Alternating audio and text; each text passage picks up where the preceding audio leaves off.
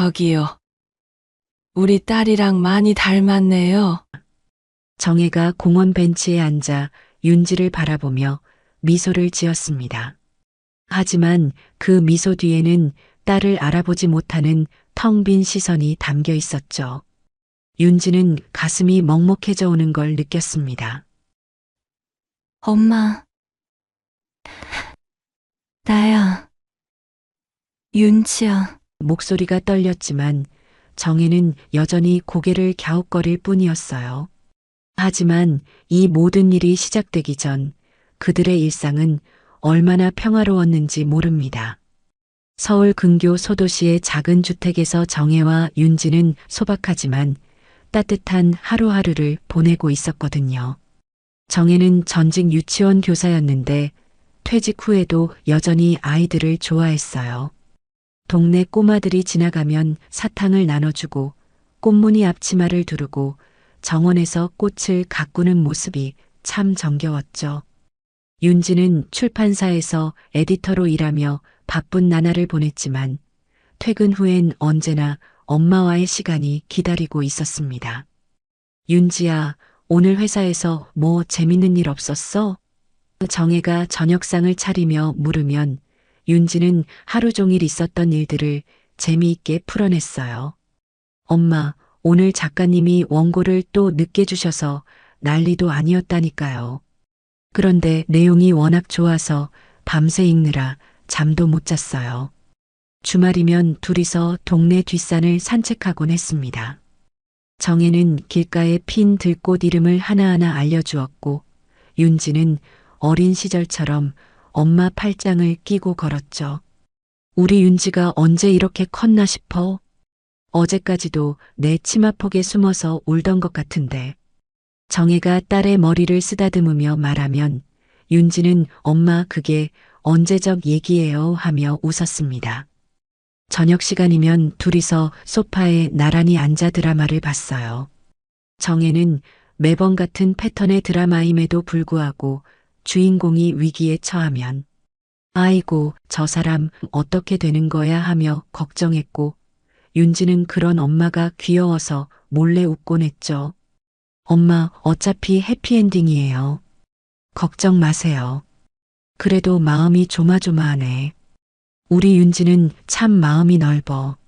물론 정혜에게도 나이가 들면서 생기는 자연스러운 변화들이 있었습니다. 가끔 안경을 어디 뒀는지 못 찾겠다며 집안을 뒤지거나 가스레인지 불을 끄지 않고 외출하기도 했어요. 하지만 윤지는 그런 일들을 대수롭지 않게 생각했습니다. 우리 엄마 또 깜빡했네 하며 웃어넘겼죠. 60대 중반이면 그런 건망증 정도는 자연스러운 일이라고 여겼거든요. 어느 날 저녁 윤지가 퇴근해서 집에 들어서는데 구수한 된장찌개 냄새가 코끝을 자극했습니다. 엄마, 저 왔어요. 하고 외치며 부엌으로 들어갔는데 정혜가 쌀을 씻다가 멈춰 서 있더군요. 윤지야, 내가 뭘 하려고 했더라? 된장찌개 끓이시려던 거 아니에요? 아, 맞다. 나이 들으니까 정말 깜빡깜빡해서 큰일이야. 정혜가 웃으며 다시 쌀을 씻기 시작했어요. 그날 밤 윤지는 엄마가 평소보다 일찍 잠자리에 들어간 후 혼자 거실에 앉아 있었습니다. 창밖으로 보이는 달빛이 유난히 밝았고 엄마와 함께 찍은 사진들이 벽에 가득 걸려 있었어요. 유치원 교사였던 엄마의 젊은 시절 사진부터 윤지의 졸업식 때 찍은 사진까지 그 모든 순간들이 소중하게 느껴졌습니다. 며칠 후 평범한 토요일 오후였습니다. 윤지는 빨래를 널다가 거실에서 들려오는 정혜의 작은 웃음소리에 고개를 돌렸어요. 엄마가 오래된 사진첩을 펼쳐놓고 있었는데 그 표정이 어딘지 낯설었습니다. 엄마, 뭐 보세요? 윤지가 다가가서 물었죠. 이 아이 누구더라? 정혜가 윤지의 초등학교 입학 사진을 가리키며 멍하게 웃고 있었어요. 사진 속 7살 윤지는 새빨간 가방을 메고 환하게 웃고 있었는데 정혜는 그 아이가 누구인지 기억하지 못하는 듯 했습니다. 엄마, 그거 제 사진이에요. 초등학교 들어갈 때 찍은 거요. 윤지가 말하자 정혜는 아, 그래? 하며 고개를 끄덕였지만 여전히 확신이 서지 않는 표정이었어요. 그 주 내내 비슷한 일들이 계속 일어났습니다. 정혜가 시장에 갔다가 잔돈을 받지 않고 그냥 나와버린다거나 밥솥에 밥 대신 빨래를 넣어놓고는 이상하네 하며 고개를 갸웃거리는 일이 벌어졌죠. 하지만 윤지는 여전히 심각하게 받아들이지 않았습니다.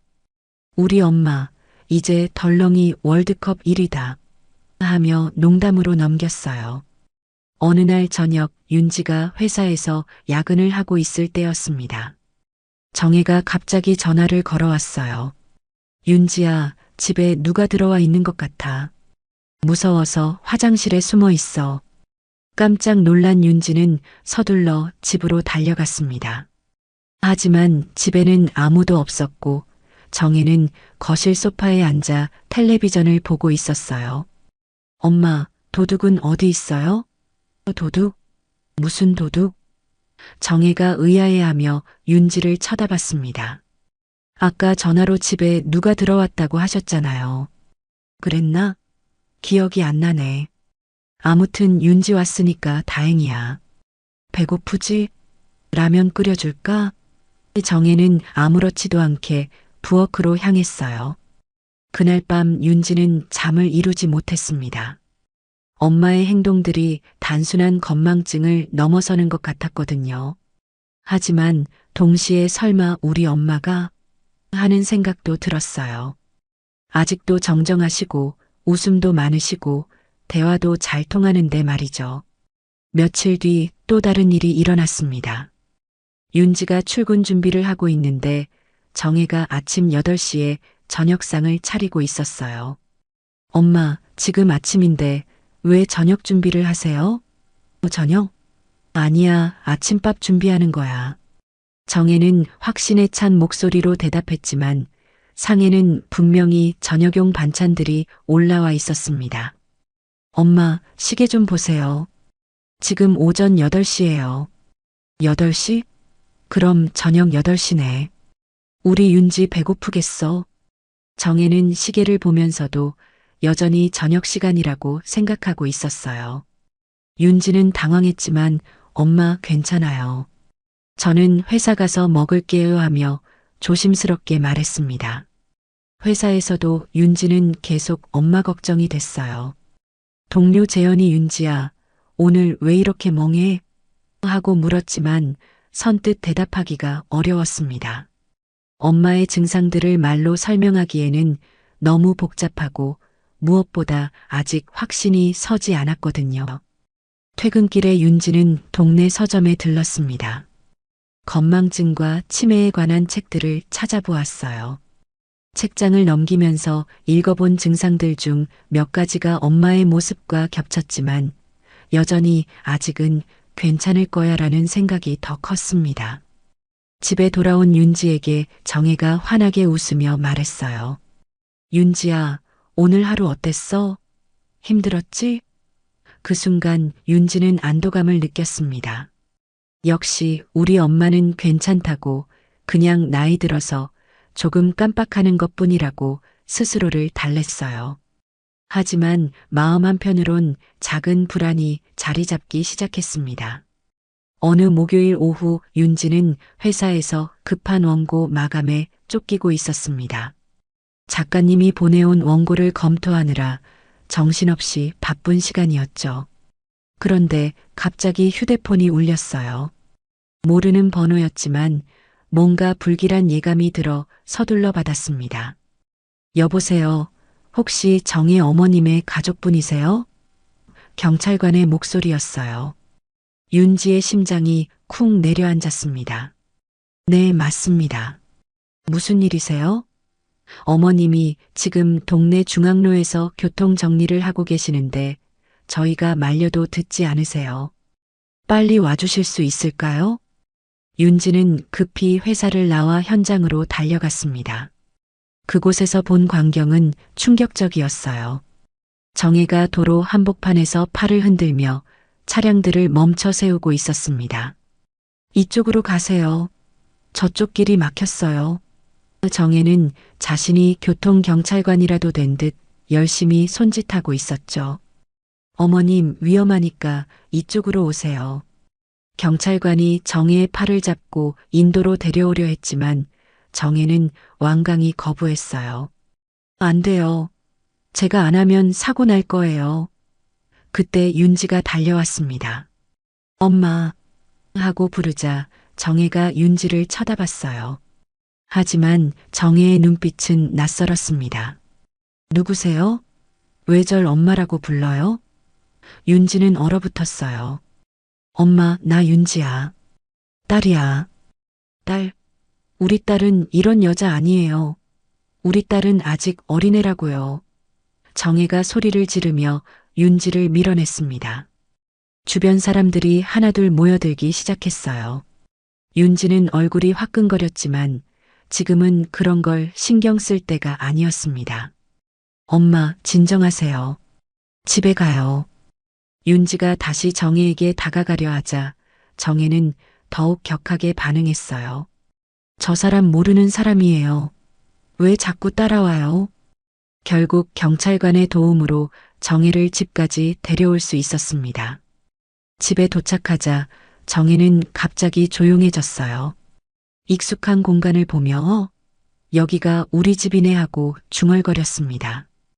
그리고 윤지를 보더니 아, 윤지야. 언제 왔어? 하며 환하게 웃었어요.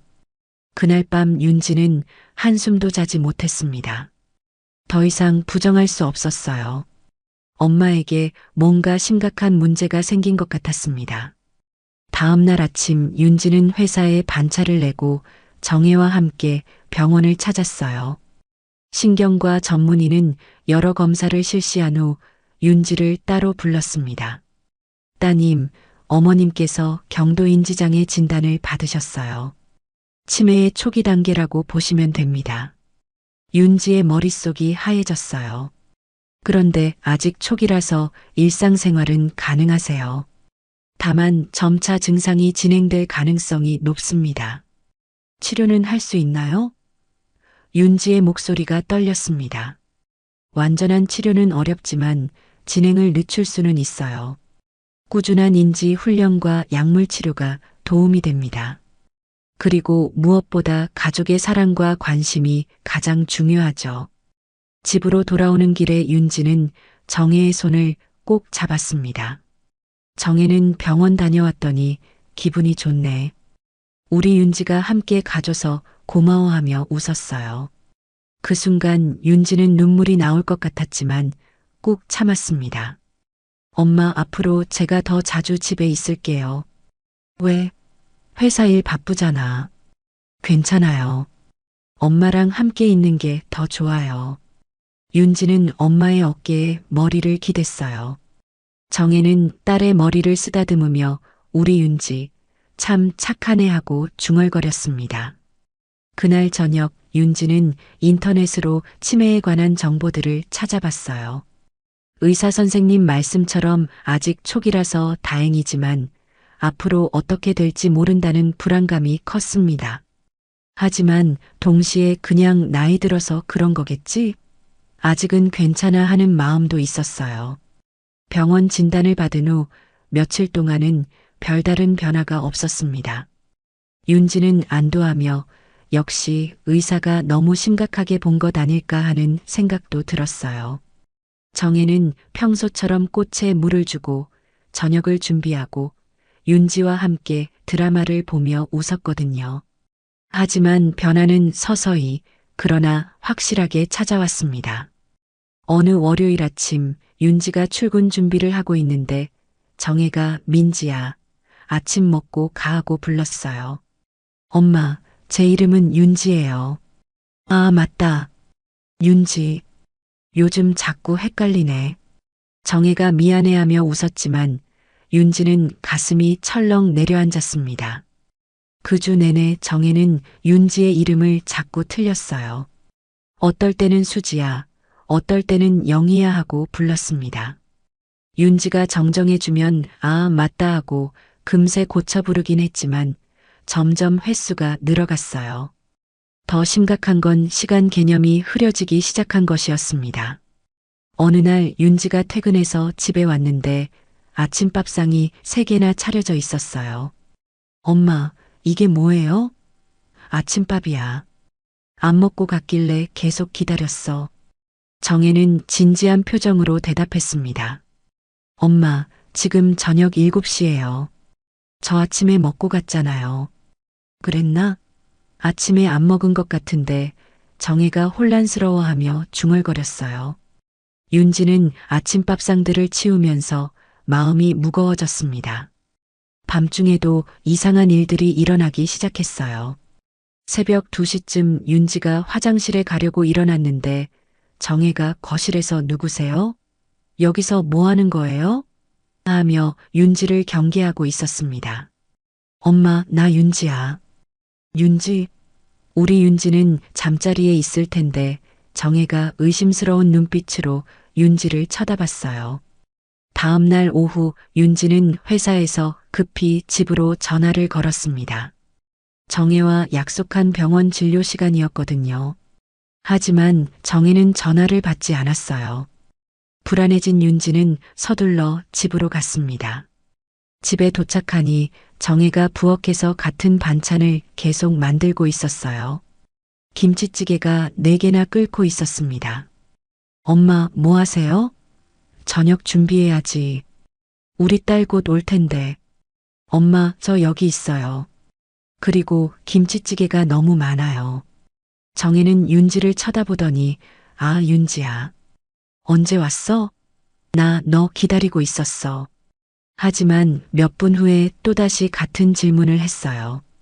윤지야, 언제 왔어? 이런 일이 하루에도 여러 번 반복됐습니다. 그날 저녁 윤지는 정혜와 함께 소파에 앉아 있었어요. 엄마, 병원에서 받은 약 드셨어요? 무슨 약? 치매약이요. 의사 선생님이 꼭 먹으라고 하셨잖아요. 치매? 내가 왜 치매야? 나는 멀쩡해. 정혜가 화를 내며 일어섰습니다. 윤지는 당황했어요. 엄마가 자신의 병을 인정하지 않으려 한다는 걸 깨달았거든요. 엄마, 화내지 마세요. 그냥 건강을 위한 거예요. 나는 아프지 않아. 왜 자꾸 이상한 소리를 해? 정혜의 목소리가 점점 높아졌습니다. 그날 밤 윤지는 인터넷으로 치매 환자 가족들의 경험담을 읽어봤어요.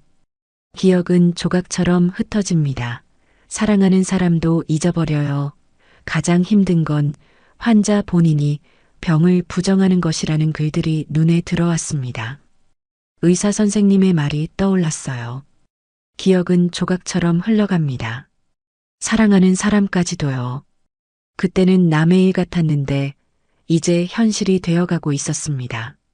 윤지는 그날부터 엄마 다이어리를 만들기 시작했어요.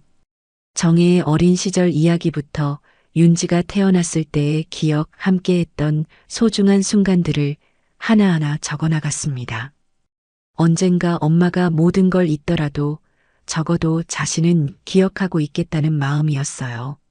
어느 화요일 오후 윤지는 출판사에서 작가와의 미팅을 마치고 집으로 향하고 있었습니다. 요즘 들어 정혜의 상태가 더욱 불안정해져서 집에 있는 시간을 늘리려고 노력하고 있었거든요. 그런데 집 앞 골목에 들어서는 순간 뭔가 달랐어요. 대문이 활짝 열려 있고 정혜의 슬리퍼가 현관 밖에 놓여 있었습니다. 엄마 하고 부르며 집 안으로 들어갔지만 아무 대답이 없었어요. 윤지는 급히 집안을 샅샅이 뒤졌습니다. 화장실, 침실, 부엌까지 모두 찾아봤지만 정혜는 어디에도 없었어요. 심장이 쿵쾅거리기 시작했습니다. 윤지는 떨리는 손으로 정혜의 휴대폰에 전화를 걸었지만 침실 서랍에서 벨소리가 울렸어요. 정혜가 휴대폰을 두고 나간 거였습니다. 윤지는 급히 동네 곳곳을 뛰어다니며 엄마를 찾기 시작했어요. 아주머니, 혹시 우리 엄마 보셨어요? 60대 중반이시고 꽃무늬 앞치마 입으시고 슈퍼마켓 아주머니에게 물어봤지만 못 봤다는 대답뿐이었어요. 빵집, 약국, 미용실까지 동네 구석구석을 다 돌아다녔지만 정혜는 보이지 않았습니다. 해가 지기 시작했어요. 윤지는 더 이상 혼자서는 안 되겠다 싶어 경찰서에 신고했습니다. 치매 환자 실종 신고요. 오후 2시쯤부터 행방불명이에요. 경찰관은 친절하게 접수를 받아주었지만 보통 멀리 가지는 않으니까 걱정 마세요라는 말이 별로 위로가 되지 않았어요. 밤 9시쯤 윤지의 휴대폰이 울렸습니다. 실종 신고하신 분이세요? 지하철 3호선 종점역에서 발견됐습니다. 윤지는 급히 택시를 타고 그곳으로 향했어요. 지하철역은 집에서 1시간도 더 걸리는 곳이었습니다. 역에 도착했을 때 정혜는 벤치에 앉아 있었어요. 꽃무늬 앞치마가 구겨져 있고 머리카락도 흐트러진 채였습니다. 윤지가 엄마 하고 달려가자 정혜가 고개를 들었어요. 하지만 그 눈빛은 윤지가 아는 엄마의 눈빛이 아니었습니다. 저기요 아가씨, 우리 딸이랑 많이 닮았네요. 정혜가 환하게 웃으며 말했어요. 윤지는 가슴이 무너지는 것 같았습니다. 엄마 나야. 윤지야. 윤지? 우리 윤지는 아직 어린애인데 아가씨가 윤지라고요? 정혜가 고개를 갸웃거렸어요. 윤지는 목이 메었지만 차분하게 말했습니다. 네, 맞아요. 제가 윤지예요. 엄마 딸이에요. 정말요? 그런데 우리 윤지는 이렇게 크지 않았는데 정혜가 여전히 의아해하며 윤지를 쳐다봤어요. 엄마, 집에 가요. 걱정했어요. 윤지가 정혜의 손을 잡자 정혜는 순순히 따라왔어요. 택시 안에서 정혜는 계속 중얼거렸습니다. 이상하네, 우리 윤지가 언제 이렇게 컸지? 어제까지도 내 무릎에 앉아서 책 읽어달라고 했는데. 집에 도착한 후 윤지는 정혜를 침실로 모셨어요. 엄마, 이제 주무세요. 고마워요, 아가씨. 우리 딸 찾는 걸 도와주셔서. 정혜가 윤지의 손을 꼭 잡으며 말했습니다. 그 순간 윤지는 참고 있던 눈물이 터져 나왔어요. 엄마 나야 윤지야. 윤지가 울부짖듯 말했지만 정혜는 이미 잠이 들어가고 있었습니다. 윤지는 엄마의 곁에 앉아 밤새도록 울었어요. 병원에서 들었던 의사의 말이 떠올랐습니다. 기억은 조각처럼 흘러갑니다. 사랑하는 사람까지도요. 다음 날 아침 정혜가 일어나서 윤지를 보더니 윤지야, 언제 왔어? 어젯밤에 어디 갔었나? 하고 물었어요. 윤지는 복잡한 심정이었습니다. 엄마가 자신을 기억하는 순간도 있고 완전히 잊어버리는 순간도 있었거든요. 그날부터 윤지는 정혜를 혼자 두지 않기로 결심했습니다. 회사에 사정을 말하고 재택근무를 늘렸고 정혜가 잠들기 전까지는 절대 집을 비우지 않았어요. 엄마 다이어리에도 어제 있었던 일들을 자세히 적어두었습니다. 실종 사건 이후 며칠 동안 윤지는 정혜에게서 눈을 떼지 못했습니다. 회사 일도 뒷전이었고 밤에도 제대로 잠을 자지 못했어요. 정혜가 또다시 집을 나갈까봐 불안했거든요. 하지만 정작 정혜는 그 일을 전혀 기억하지 못했습니다. 어느 목요일 오후 윤지가 거실에서 노트북으로 일하고 있을 때였어요. 정혜가 부엌에서 뭔가를 하고 있었는데 갑자기 조용해졌습니다. 윤지가 고개를 들어보니 정혜가 가스레인지 앞에 서서 멍하니 있더군요. 엄마, 뭐 하세요? 아, 윤지야. 정혜가 돌아보며 환하게 웃었어요. 그런데 그 미소가 예전과 달랐습니다. 더 맑고 더 순수했어요. 마치 아이 같은 미소였습니다. 윤지야, 내가 윤지 이름을 제대로 불렀지? 윤지는 깜짝 놀랐어요. 요즘 들어 정혜가 자신의 이름을 제대로 부르는 일이 거의 없었거든요. 네, 맞아요. 엄마가 제 이름을 불러주셨어요. 다행이다. 요즘 자꾸 깜빡해서 걱정이었어. 그날 저녁 더욱 놀라운 일이 일어났습니다. 정혜가 윤지의 머리를 쓰다듬으며 말했어요. 우리 윤지, 요즘 많이 힘들지? 엄마 때문에. 윤지는 눈물이 핑 돌았습니다. 정혜가 자신의 상태를 인식하고 있다는 게 믿기지 않았거든요. 엄마가 뭔 말씀을 하세요? 전혀 안 힘들어요. 거짓말하지 마. 엄마가 이상해지는 거 다 알고 있어. 가끔 윤지가 누군지도 모르겠고 시간도 헷갈리고 정혜의 목소리가 작아졌어요. 윤지는 정혜의 손을 꼭 잡았습니다. 엄마, 괜찮아요. 우리 함께 이겨낼 수 있어요. 고마워, 우리 딸. 엄마가 너무 많이 잊어버려도 윤지는 잊지 마. 엄마가 윤지를 얼마나 사랑하는지 말이야. 그 순간이 얼마나 소중했는지 윤지는 나중에야 깨달았습니다. 정혜가 자신을 완전히 인식하고 대화를 나누고 사랑을 표현한 마지막 순간이었거든요. 다음 날 아침 윤지가 일어나 부엌으로 갔을 때 정혜는 이미 아침 준비를 하고 있었어요. 안녕하세요. 혹시 윤지 어디 있나요? 정혜가 윤지를 보며 물었습니다. 윤지는 순간 말문이 막혔어요. 어제 그렇게 따뜻한 대화를 나눴는데 하루 만에 또 자신을 잊어버린 거였습니다. 엄마, 제가 윤지예요. 아, 그래요? 우리 윤지 닮았네요. 그런데 우리 윤지는 아직 어린데 정혜가 고개를 갸웃거렸어요. 윤지는 허탈했지만 차분하게 대답했습니다. 네, 많이 컸어요. 그 주 내내 정혜의 상태는 계속 오락가락했어요. 어떨 때는 윤지를 알아보고 정상적인 대화를 나누다가 몇 시간 후에는 완전히 다른 사람처럼 행동했습니다. 윤지는 점점 지쳐갔어요. 동료 재현이 전화를 걸어왔습니다. 윤지야, 요즘 너무 힘들어 보여. 도움이 필요하면 언제든 말해. 고마워, 재현아. 그런데 이런 일은 가족이 해야 하는 것 같아. 윤지는 혼자서 모든 걸 감당하려 했어요. 어느 일요일 오후 정혜와 윤지는 동네 공원을 산책하고 있었습니다. 정혜가 갑자기 멈춰서더니 여기가 어디지? 하고 물었어요. 엄마, 우리 동네 공원이에요. 자주 와던 곳이잖아요. 그래, 처음 와보는 것 같은데. 벤치에 앉아 쉬고 있을 때 정혜가 윤지의 손을 잡으며 말했어요. 아가씨, 혹시 제 딸 못 봤나요?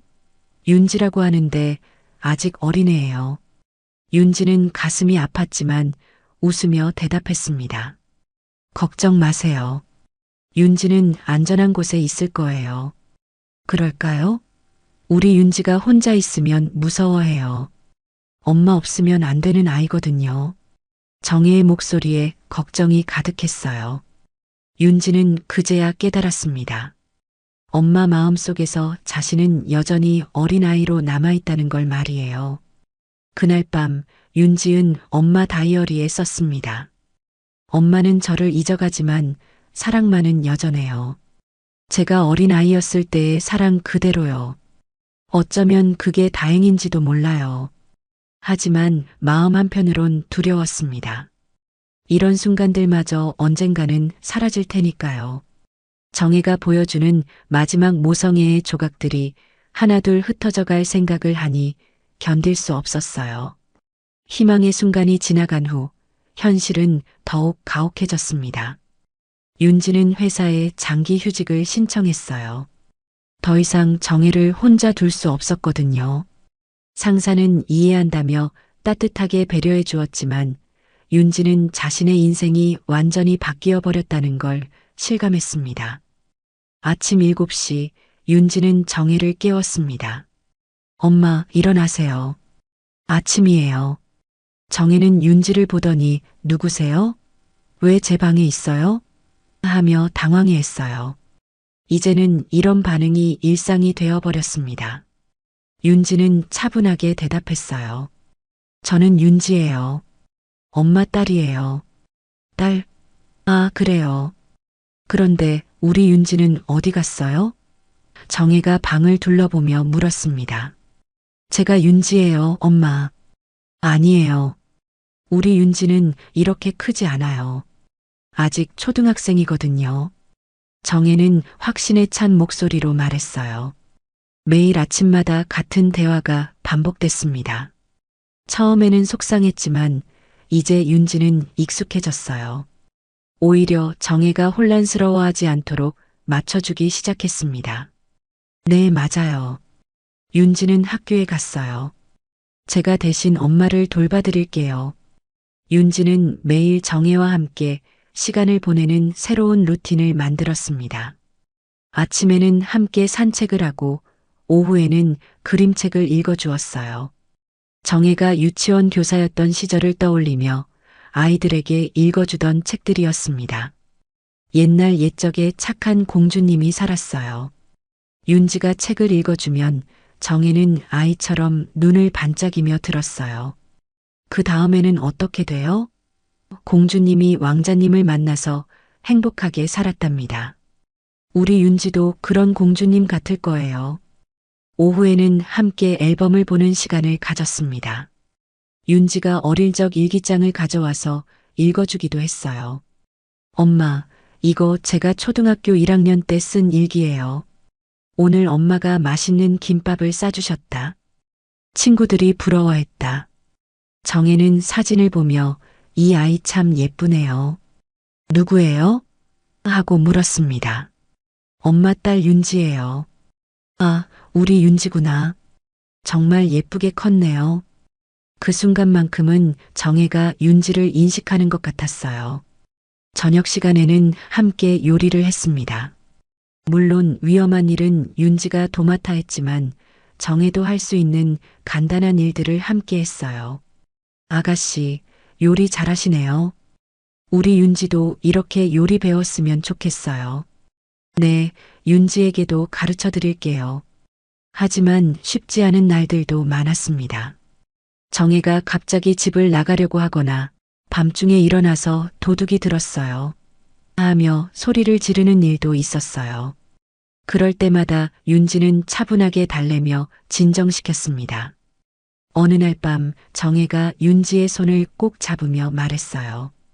아가씨, 정말 고마워요. 우리 윤지 찾는 걸 도와주셔서 천만에요. 당연한 일이에요. 우리 윤지가 돌아오면 아가씨께 꼭 인사시킬게요. 정말 좋은 분이라고 말해줄게요. 윤지는 눈물이 날 뻔했지만 웃으며 대답했어요. 네, 좋아요. 윤지도 좋아할 거예요. 그날 밤 윤지는 엄마 다이어리에 썼습니다.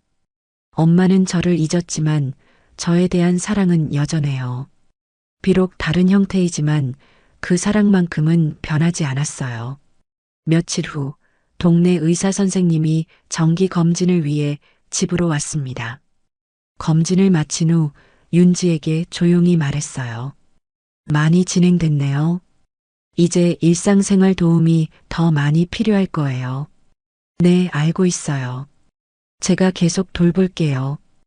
혼자서 하기에는 너무 힘들 텐데 전문 시설도 생각해 보세요.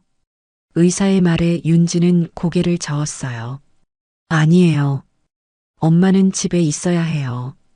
이곳이 엄마에게 가장 편안한 곳이거든요. 그날 저녁 윤지는 정혜와 함께 소파에 앉아 드라마를 봤습니다. 정혜는 화면을 보며 이 사람들 누구예요? 하고 물었지만 윤지는 상관없었어요. 엄마와 함께 있는 시간 자체가 소중했거든요. 아가씨, 오늘도 고생 많으셨어요. 정혜가 윤지의 손을 꼭 잡으며 말했어요. 아니에요. 전혀 고생이 아니에요. 윤지는 정혜의 어깨에 머리를 기대며 속으로 다짐했습니다. 기억보다 중요한 건 지금 이 순간이야. 엄마와 함께하는 현재가 가장 소중해. 계절이 바뀌고 또 바뀌었습니다. 윤지가 회사를 휴직한 지도 벌써 8개월이 흘렀어요. 정혜의 상태는 조금씩 더 나빠졌지만 윤지는 이제 평온한 마음으로 받아들이고 있었습니다. 매일 반복되는 일상 속에서도 작은 행복들을 찾아가고 있었거든요. 어느 따뜻한 봄날 오후 윤지는 정혜와 함께 동네 공원으로 나왔습니다. 벚꽃이 만발한 길을 천천히 걸으며 정혜는 꽃잎이 떨어지는 걸 신기해했어요. 와, 눈이 내려요. 눈이 아니라 벚꽃잎이에요, 엄마. 벚꽃? 참 예쁘네요. 공원 한가운데 있는 벤치에 앉았습니다. 정혜는 지나가는 사람들을 하나하나 구경하며 저 아이 참 예쁘다. 저 할아버지 인상이 좋으시네 하며 중얼거렸어요. 윤지는 그런 엄마를 바라보며 미소를 지었습니다. 아가씨. 정혜가 갑자기 윤지를 돌아보며 말했어요. 네. 저기요, 우리 딸이랑 많이 닮았네요. 이제는 너무나 익숙한 말이었습니다. 처음에는 가슴이 아팠지만 이제 윤지는 다르게 받아들이고 있었어요. 윤지는 잔잔히 웃으며 정혜의 손을 꼭 잡았습니다. 네, 맞아요. 제가 그 딸이에요. 사랑하는 우리 엄마의 딸. 정혜는 고개를 갸웃거리며 정말이요? 그런데 우리 딸은 아직 어린데 많이 컸어요, 엄마. 하지만 여전히 엄마의 딸이에요. 그렇다면 다행이네요. 우리 딸이 이렇게 예쁘고 착하게 자라줘서 고마워요. 정혜의 눈에 잠깐 눈물이 맺혔어요. 우리 딸한테 미안한 게 많아요. 엄마가 자꾸 깜빡깜빡해서. 윤지는 놀랐습니다. 정혜가 자신의 상태를 어렴풋이나마 인식하고 있다는 걸 느꼈거든요. 엄마, 미안할 게 없어요. 엄마는 최고의 엄마예요. 정말이요? 정말이에요. 저를 이렇게 사랑으로 키워주신 최고의 엄마요. 햇살이 두 사람을 따뜻하게 비쳤습니다. 지나가는 사람들은 다정하게 앉아있는 모녀를 보며 미소를 지었어요. 누가 봐도 서로를 아끼는 가족이라는 걸 알 수 있었거든요. 아가씨, 아니 우리 딸아. 정혜가 윤지의 머리를 쓰다듬으며 말했어요. 엄마가 많은 걸 잊어버려도 딸을 사랑하는 마음만은 절대 잊지 않을 거예요. 윤지는 가슴이 뭉클해졌습니다. 이런 순간들이 있어서 모든 게 견딜만 했어요. 저도요, 엄마. 엄마가 저를 잊으셔도 저는 엄마를 절대 잊지 않을 거예요. 그게 딸이니까요. 윤지의 목소리가 살짝 떨렸지만 마음은 확고했습니다. 벤치에서 일어나 집으로 돌아가는 길 정혜가 갑자기 멈춰 섰어요. 여기가 어디죠? 우리 집으로 가는 길이에요. 우리 집이 어디에 있어요? 저기 보이는 파란 대문집이에요. 집에 도착해서 저녁을 준비하는 동안 정혜는 부엌에서 윤지를 도왔어요. 비록 같은 질문을 여러 번 반복했지만 윤지는 그때마다 친절하게 대답해 주었습니다. 이거 뭐 하는 거예요? 저녁 준비해요. 누구랑 먹어요? 엄마랑 함께 먹어요. 저녁 식사 후 둘은 소파에 나란히 앉아 있었습니다. 정혜는 윤지의 손을 만지작거리며 부드럽네요. 우리 딸 손 같아요 하고 중얼거렸어요. 윤지는 맞아요. 엄마가 어릴 때부터 핸드크림 발라주셔서 이렇게 부드러워요 하고 대답했습니다. 그랬나요? 잘했네요. 정혜가 만족스럽게 웃었어요. 그리고 잠시 후 다시 물었습니다. 아가씨 이름이 뭐라고 했죠? 윤지예요. 윤지 예쁜 이름이네요. 우리 딸 이름이랑 똑같아요. 그날 밤 정혜를 재우고 난 후 윤지는 거실에 혼자 앉아 있었습니다. 창밖으로 별들이 반짝이고 있었어요. 윤지는 엄마 다이어리의 마지막 페이지를 펼쳤습니다. 오늘로 엄마와 함께한 지 정확히 34년이 됐어요. 앞으로 엄마가 더 많은 걸 잊으셔도 괜찮아요. 저는 우리의 모든 기억을 간직하고 있을 테니까요. 엄마는 나를 잊었지만 난 엄마를 잊지 않을 거예요. 그게 딸이니까요. 며칠 후 재현이 집으로 찾아왔습니다. 윤지야, 얼굴이 많이 밝아졌네. 그래. 응, 예전보다 훨씬 평화로워 보여. 윤지는 웃으며 대답했어요. 매 순간을 엄마와 새롭게 살아가고 있어. 그게 생각보다 행복해. 정혜가 거실로 나와서 재현을 보더니 안녕하세요. 처음 뵙겠어요. 하고 인사했습니다. 안녕하세요, 어머니. 윤지 친구 재현이에요. 아, 우리 딸 친구구나. 잘 부탁해요. 재현이 돌아간 후 정혜가 윤지에게 물었어요. 아까 그 사람이 누구라고 했죠? 재현이요. 제 친구예요. 좋은 친구가 있어서 다행이네요. 친구는 소중한 거예요. 윤지는 고개를 끄덕이며 네, 엄마가 가르쳐 주신 거예요. 하고 대답했습니다. 저녁 무렵 노을이 집안을 붉게 물들였습니다. 정혜와 윤지는 창가에 나란히 서서 노을을 바라봤어요. 참 예쁘네요.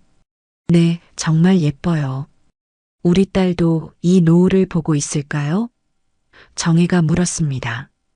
윤지는 정혜의 어깨에 머리를 기대며 조용히 대답했어요. 네, 보고 있어요. 엄마와 함께요. 그 순간 정혜가 윤지의 머리를 부드럽게 쓰다듬었습니다. 기억은 사라져도 사랑은 여전히 그곳에 있었어요.